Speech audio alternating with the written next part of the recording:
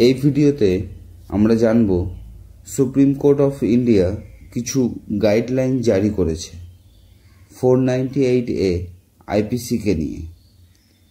দেখুন, আজকের সময়ে এই ব্যাপারটা অজানা নেই যে আমাদের সমাজে 498A আইপিসি সেকশনের মিথ্যে মামলা হয়।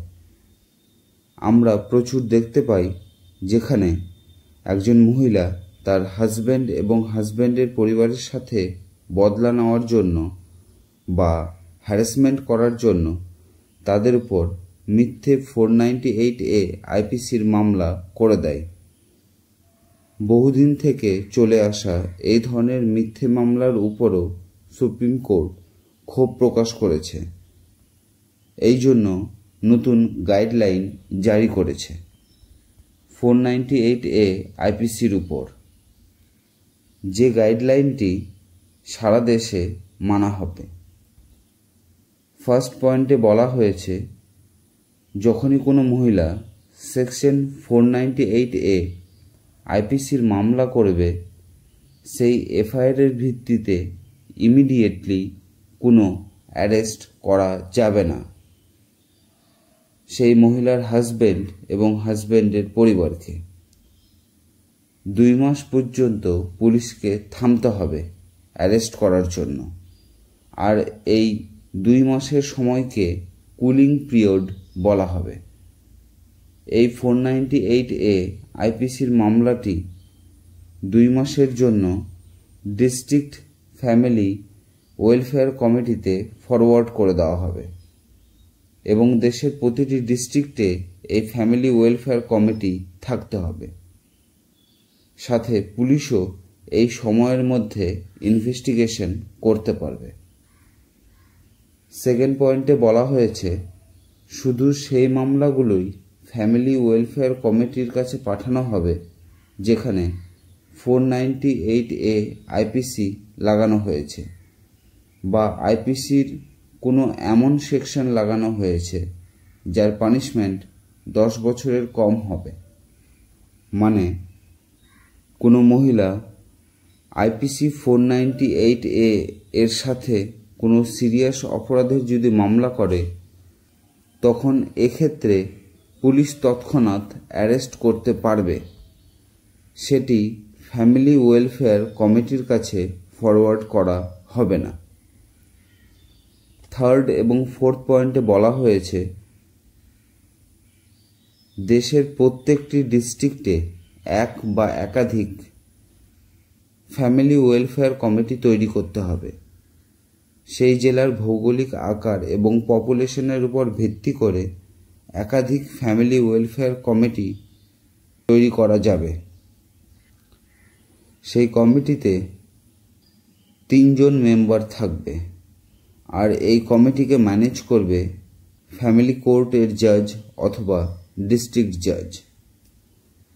ফিফথ পয়েন্টে বলা হয়েছে, এই ফ্যামিলি ওয়েলফেয়ার কমিটির সদস্য কে কে হবে। এখানে বলা হয়েছে, ডিস্ট্রিক্ট মেডিয়েটর সেন্টারের জন্য কাজ করা কোনো ইয়াং মেডিয়েটর নিতে পারেন, অথবা কোনো ইয়াং অ্যাডভোকেট যে 5 বছর পর্যন্ত প্র্যাকটিস করেছে, অথবা ল কলেজের কোনো স্টুডেন্ট যে ফাইনাল ইয়ার বা 5th ইয়ারে আছে, যার একাডেমিক রেকর্ড ভালো, তাকেও ফ্যামিলি ওয়েলফেয়ার কমিটির পার্ট বানাতে পারেন। বা কোনো সোশ্যাল ওয়ার্কার যার ক্লিন রেকর্ড আছে, তাকেও এই কমিটির পার্ট বানাতে পারেন। বা রিটায়ার করা কোনো জুডিশিয়াল অফিসার বা এই জুডিশিয়াল অফিসার বা জাজদের এডুকেটেড ওয়াইফসকে ফ্যামিলি ওয়েলফেয়ার কমিটির সদস্য করা যেতে পারে। মানে এই যে বিভিন্ন ধরনের লোকজনের কথা বললাম, তাদের মধ্যে থেকে মিলিয়ে মিশিয়ে 3 জনের ফ্যামিলি ওয়েলফেয়ার কমিটি বানাতে পারেন। 6th পয়েন্টে বলা হয়েছে, দি member of FWC shall never called as a witness মানে ফ্যামিলি ওয়েলফেয়ার কমিটির সদস্যদের উইটনেস বলা যাবে না।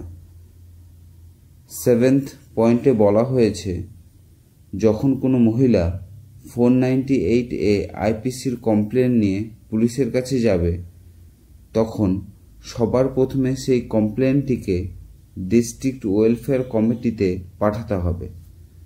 তারপর সেই কমিটি হাজব্যান্ড ও তার পরিবার এবং এর সাথে 4 জন সিনিয়র এল্ডার লোককে নিয়ে বসে হাজব্যান্ড ওয়াইফের ইস্যুগুলোকে সমাধান করতে পারবে 2 মাসের মধ্যে।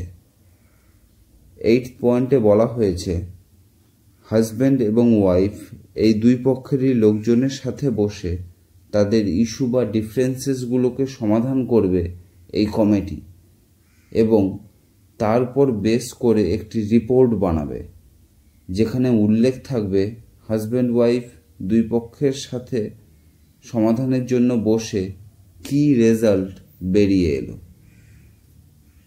9th পয়েন্টে বলা হয়েছে, সেকশন 498A আইপিসির মামলার ইনভেস্টিগেশনের জন্য শুধু সেই পুলিশ অফিসারদেরই আয়ো করা হবে যাদের এই বিষয়ে প্রপার ট্রেনিং দেওয়া হয়েছে।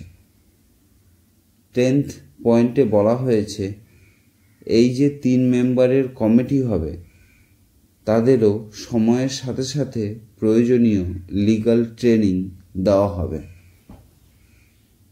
11th পয়েন্টে বলা হয়েছে, এই যে 3 সদস্যের কমিটি হবে তাদের পারিশ্রমিক হিসাবে ডিস্ট্রিক্ট জাজ যদি চান তবে পেমেন্ট দিতে পারেন। নেক্সট পয়েন্টে বলা হয়েছে, যদি ফ্যামিলি ওয়েলফেয়ার কমিটির মনে হয় তারা হাজব্যান্ড ওয়াইফের ইস্যুগুলোকে সেটেলমেন্ট করে দিয়েছে, তখন সেক্ষেত্রে 498A বা ক্রিমিনাল কেসটিকে ক্লোজ করে দেওয়া হবে।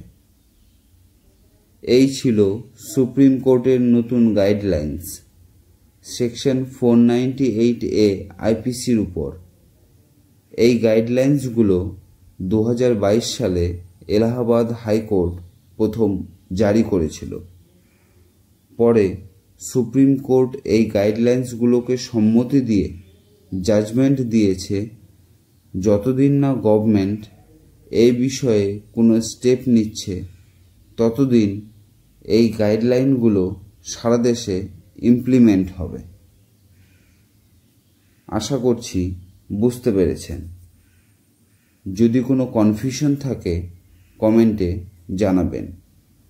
এই চ্যানেলে আপনি বিএনএস বা আইন সংক্রান্ত বিষয়গুলো খুব সহজেই জানতে এবং বুঝতে পারবেন, তাই চ্যানেল অবশ্যই সাবস্ক্রাইব করে নেবেন।